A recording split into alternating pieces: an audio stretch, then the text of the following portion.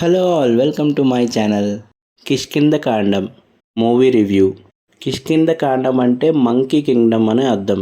ఈ మూవీ మలయాళంలో సెప్టెంబర్లో రిలీజ్ అయింది, బట్ ఇప్పుడు ఓటీటీలో హాట్స్టార్ డిజ్నీలోకి స్ట్రీమ్ అవుతుంది విత్ తెలుగు లాంగ్వేజ్.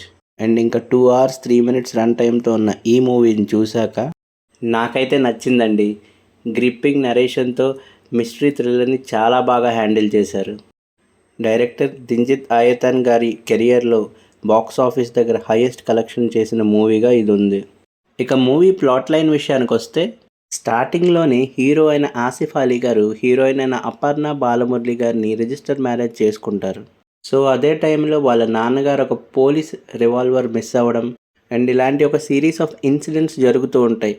తర్వాత ఏమైంది, ఏం జరిగింది, ఈ సినిమాకి story and screen play highlight and climax next level ఉంటుంది. సినిమాలో ఫస్ట్ ఫ్రేమ్ నుంచే మనల్ని స్టోరీలోకి తీసుకువెళ్తారు.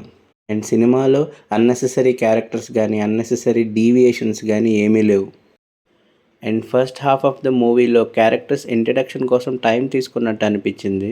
కానీ సెకండ్ హాఫ్లో ప్రతి 10 నిమిషాలకు ఒక క్లిఫ్ హ్యాంగర్ మనకు వదులుతూనే ఉంటారు. అసలు ఏం జరిగింది, ఏం జరుగుతుంది అనే క్యూరియాసిటీ చాలా బాగా బిల్డ్ చేశారు. సినిమాకి హైలైట్ ఏదైనా ఉంది అంటే అది climax.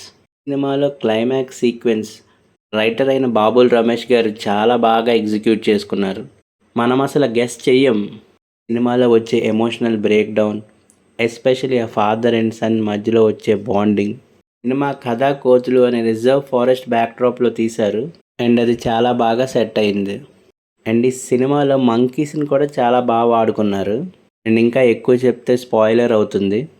Performances wise Asif Ali గారు హీరోగా ఎక్సలెంట్గా క్యారెక్టర్ని పోర్ట్రే చేశారు. ఎమోషన్స్, పెయిన్, రిలీఫ్, ఇంకా ఎమోషన్స్ అయితే తన కళ్ళతోనే ఎక్సలెంట్గా పర్ఫామ్ చేశారు. అండ్ ఇంకా అపర్ణ బాలమురళి గారు కూడా ఎక్సలెంట్ పర్ఫార్మెన్స్ ఇచ్చారు. అండ్ ఇంకా విజయ్ రాఘవన్ గారు అప్పు పిల్లయ్యగా ఫాదర్ రోల్లో ఎక్సలెంట్గా చేశారు. And through out the movie ఈ క్యారెక్టర్ మనల్ని చాలా బాగా హుక్ చేస్తుంది. అండ్ ఇంకా కథ బాబుల్ రమేష్ గారు ఎక్సలెంట్గా రాసుకుంటే డైరెక్టర్ దిజిత్ ఆయతన్ గారు ఇంట్రెస్టింగ్గా పోర్ట్రే చేశారు. పర్టికులర్గా సెకండ్ హాఫ్లో వచ్చే ఎగ్జైట్మెంట్, ఎమోషన్, సస్పెన్స్ ఇవన్నీ కూడా మనల్ని ఎడ్జ్ ఆఫ్ ద సీట్స్లో కూర్చోబెడతాయి. మూవీలో విజువల్స్ చాలా బాగున్నాయి. మ్యూజిక్ డైరెక్టర్ ముంజీబ్ గారు ఇచ్చిన బీజిఎం ఇంటర్స్టెల్లార్ మూవీ నుంచి కాపీ చేసినట్టు అనిపించింది.